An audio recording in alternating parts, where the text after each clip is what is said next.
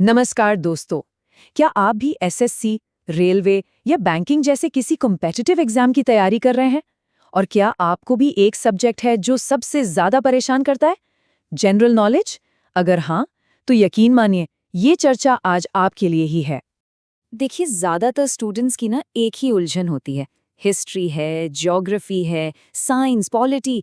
अरे भाई, इतने सारे सब्जेक्ट्स हैं कि समझ ही नहीं आता कि जीके की पढ़ाई शुरू करें तो करें कहाँ से, कैसे करें। तो आज की इस चर्चा का सिर्फ एक मकसद है, जीके को लेकर आपकी सारी की सारी कंफ्यूजन को खत्म कर देना। इसको देखने के बाद आपको एकदम क्रिस्टल क्लियर हो जाएगा कि पढ़ना क्या है, किस ऑर्डर में पढ़ना है, और सबसे बड़ी बात, ये सारी रिसोर्सेज आपको मिलेंगे कहाँ। ठीक है, तो चलिए शुरू करते हैं। सबसे पहले ये समझना बहुत जरूरी है कि ये स्टैटिक जीके आखिर होता क्या है। देखिए, स्टैटिक जीके का मतलब बहुत ही सीधा है। ये वो जानकारी है जो समय के साथ बदलती नहीं है, एकदम फिक्स रहती है। जैसे पानीपत की पहली लड़ाई कब हुई थी, ये फैक्ट आज भी वही है और 100 साल बाद भी वही रहेगा। सिंपल। अब इसमें आता क्या क्या है? इसमें आता है आपका history, geography, polity, science, economy, EVS, art and culture, और हाँ, वर्ल्ड हिस्ट्री भी। एक बात गांठ बांध लीजिए, कॉम्पिटिटिव एग्जाम्स में ज्यादातर सवाल इसी स्टैटिक जीके से आते हैं। तो अगर ये हिस्सा आपका मजबूत हो गया ना, तो समझिए सिलेक्शन की नींव पक्की हो गई।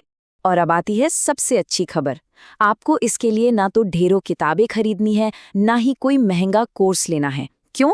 क्योंकि स्टैटिक जीके के लगभग सभी जरूरी टॉपिक्स को मैं पहले ही एक एक करके पूरे डिटेल में कवर कर चुका हूं, और वो भी बिल्कुल फ्री। आपको बस एक सही ऑर्डर, एक सही स्ट्रैटेजी फॉलो करनी है। तो चलिए अब उस पूरे रोड मैप को समझते हैं जो आपकी तैयारी को सही डायरेक्शन देगा। अब जरा ध्यान से सुनिएगा, ये हिस्सा सबसे ज्यादा इंपॉर्टेंट है।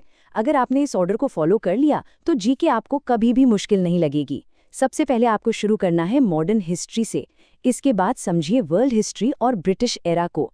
फिर आइए इंडियन पॉलिटी पर, जिसमें संविधान से लेकर संसद तक सब कुछ आ जाएगा। इसके बाद नंबर आता है ज्योग्राफी का, और साथ ही साथ इंडिया मैप की अच्छी समझ होनी चाहिए। फिर उठाइए साइंस, पहले फिजिक्स, फिर केमिस्ट्री और उसके बाद बायोलॉजी। साइंस के बाद इकोनॉमी और ईवीएस, और सबसे आखिर में आर्ट एंड कल्चर। बस सिर्फ इस क्रम को फॉलो करते जाइए और आप देखेंगे कि आपकी जीके अपने आप कितनी मजबूत हो गई है। और पता है सबसे अच्छी बात क्या है? आपको इन टॉपिक्स को कहीं ढूंढने की जरूरत नहीं है। इसी वीडियो के डिस्क्रिप्शन और पिन्ड कमेंट में मैंने सारे जरूरी सेशंस के डायरेक्ट लिंक दे दिए हैं, ताकि आप अपनी पढ़ाई फौरन शुरू कर सकें। तो ठीक है, हमारे पास अब रोड मैप तो आ गया, लेकिन अगला सवाल ये है कि पढ़ने का सही तरीका क्या है। क्योंकि देखिए, सिर्फ ऑर्डर जान लेना ही काफी नहीं होता। यहाँ मेरी एक सलाह मानिएगा, एक साथ सब कुछ पढ़ने की गलती मत करना। हर दिन सिर्फ एक वीडियो, एक टॉपिक पर फोकस करिए और उसके छोटे छोटे क्रिस्प नोट्स बनाइए। और हाँ, सिर्फ नोट्स बनाना ही काफ़ी नहीं है, उनको हफ्ते में कम से कम एक बार रिवाइज करना भी उतना ही ज़रूरी है। याद रखिए, कंसिस्टेंसी ही वो चाबी है जो सफलता का ताला खोलेगी। और आखिर में बस एक बात हमेशा याद रखिएगा, जनरल नॉलेज कभी कमज़ोर नहीं होती। हो सकता है कि अब तक उसको पढ़ने का आपका तरीका, आपका नज़रिया कमज़ोर रहा हो।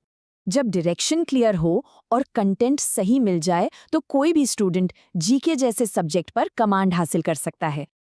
अगर आपको ये पूरा रोड मैप काम का लगा हो तो इसे अपने दोस्तों के साथ भी जरूर शेयर कीजिएगा, ताकि उनकी भी मदद हो सके।